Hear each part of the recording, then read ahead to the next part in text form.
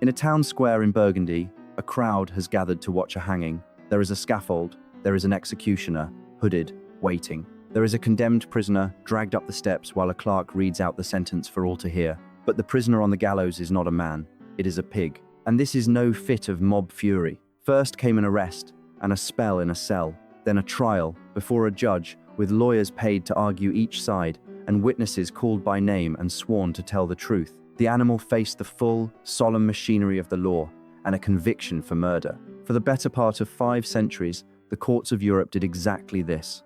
Again and again, in town after town, they put animals on trial. Pigs, cattle, dogs, rats, even swarms of insects arrested, summoned, defended by counsel, and sentenced. It is not merely a legend. The records survive, court rolls, written judgments, even an executioner's bill. So, the question is not whether it happened, the question is why. Why would a serious court, in the careful name of justice, hang a pig that could not follow a single word of its own trial? And why, on the day it died, would someone make certain to buy the hangman a brand new pair of gloves?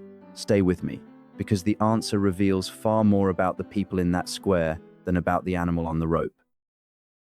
Begin with the sheer scale of it, because the temptation is to wave the whole thing away as one mad afternoon. It was nothing of the kind. The earliest case on record reaches back to the year 824, when a church court in the Italian Alps cursed a colony of moles. From there, the practice ran for the better part of 1,000 years, cresting between roughly 1400 and 1700. One 19th century scholar, gathering up the surviving records, counted dozens of pig trials alone. A system governed it. 2. A clear division of legal labor. Tame animals, the ones a person owned and was meant to keep in hand, faced the secular courts, the very same courts, the same judges that tried human beings.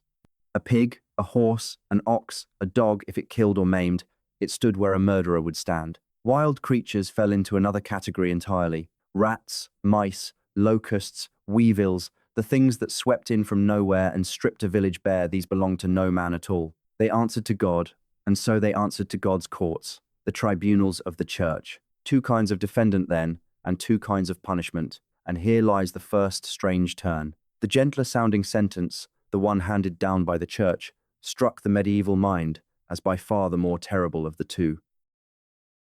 Take the secular courts first, and follow one of the best recorded trials we possess, because the detail is what makes it real. In the winter of 1457, in the Burgundian village of Savigny, a boy of 5 named Jehan Martin was killed by a sow. Her 6 piglets were discovered near the body, their snouts stained with blood. We forget, looking at our soft farmyard pigs, that the medieval animal ran half wild through the lanes, lean and rangy and far closer to a boar and a real danger to a small child left alone. Officers seized all 7 animals. They took the owner too, a villager called Jehan Bayi, charged not with murder but with negligence for failing to keep his beasts in hand. A month later, the lot of them came before the local judge. This was no pantomime. The court records named 3 lawyers, 2 for the prosecution, 1 for the defense, and 9 witnesses, summoned by name and placed under oath. Before ruling, the judge took counsel from experts in local custom. Clerks drew up the charges in exact legal language. The court weighed the evidence, and the verdict traced a line we would recognize in a heartbeat. The sow, the court determined, had been the ringleader. She was condemned to death and hanged by her hind legs from a tree. Her 6 piglets, though, walked free. They were too young. They had been led astray. The judgment ran by the bad example of their mother. And this is the phrase that matters most. No proof existed that they themselves had shared in the killing. So back they went to Bailly, on condition that he stand surety for their future conduct. Read that again. A court willing to string up a sow still paused to ask whether her piglets were guilty as individuals and acquitted them for want of evidence. Whatever this was, it sprang from no blind superstition. It was law, applied with a perfectly straight face, which leaves a sharper question hanging in the air. If that is what they did to one pig, what could a court possibly do to a plague of rats? You cannot hang a field of locusts. You cannot drag 10,000 rats up a scaffold one by one. When the accused was not a single beast but a swarm, the secular court stood helpless, so the case passed to the church, which reached for the heaviest weapon it owned, excommunication. A formal curse, an anathema, pronounced over the vermin, commanding them to quit the fields or be cast out of all creation. In part, This amounted to practical theology. To curse the swarm aloud was to declare that the creatures were no punishment sent by God, that they were an evil to be driven off, and that the people might fight them without sin. In a world where prayer was thought to turn the weather, it hardly seemed mad to suppose the law might turn a rat. But the church reckoned excommunication so grave a sentence graver, to a churchman, than mere death, that it did something its human courts of the age often would not. It granted the accused a defense. In the early years of the 1500s, the town of Autun lay under siege. Rats had got into the barley and were devouring the harvest, and a lost harvest meant hunger, and hunger meant a frightened, dangerous town.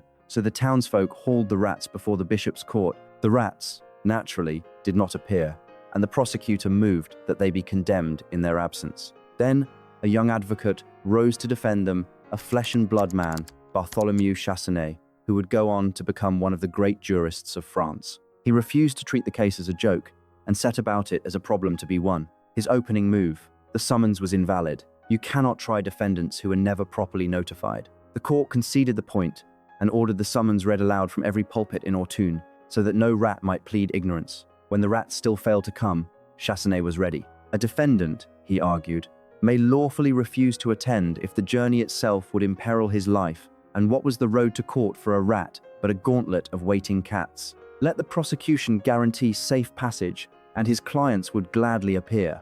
Besides, he pressed, it was plainly unjust to condemn every rat for the damage done by a guilty few. The case was adjourned. It was, conveniently, never resolved. Chasseneuil triumphed, in effect, by taking an absurd thing entirely seriously. And here, in fairness, I have to slow you down, because this is precisely the sort of tale that swells with every retelling. The man himself was real. Chasseneuil even wrote a legal treatise on the proper way to try and to excommunicate animals. The book still exists. But the delicious particulars of the rat trial reach us at second hand, written down and burnished by authors centuries afterward, and a good deal of it may now be more legend than record. The same caution shadows the most famous pig of them all. In 1386, in Falaise in Normandy, a sow was tried for killing an infant in its cradle it had.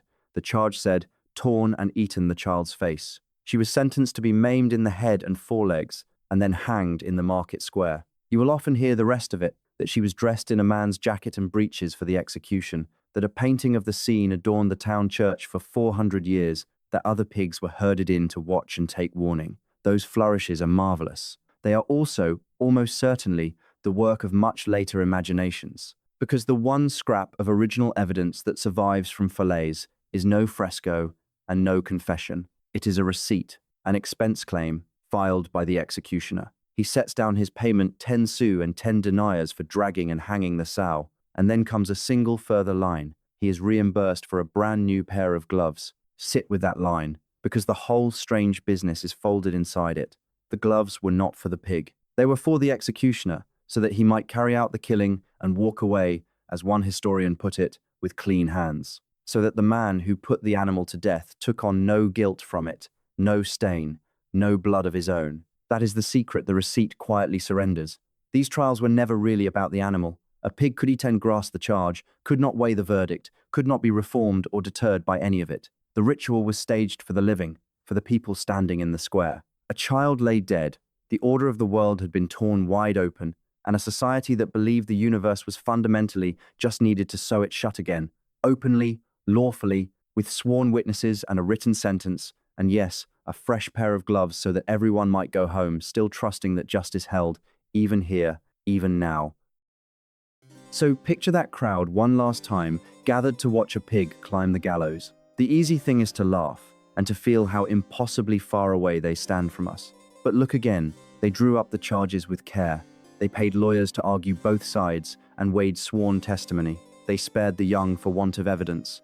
They even fretted over the executioner's clean hands. They were not, in the end, asking whether the animal was guilty. They were asking whether they themselves were still good, whether the law still meant something on the worst day imaginable. That question never fell out of fashion. We simply stopped putting it on trial in the body of a pig. If the forgotten machinery of the past is the sort of thing that keeps you awake, those moments where history seems to stop making sense, and then, all at once, makes a terrible kind of sense, then you have found the right place. There is a great deal more of it here.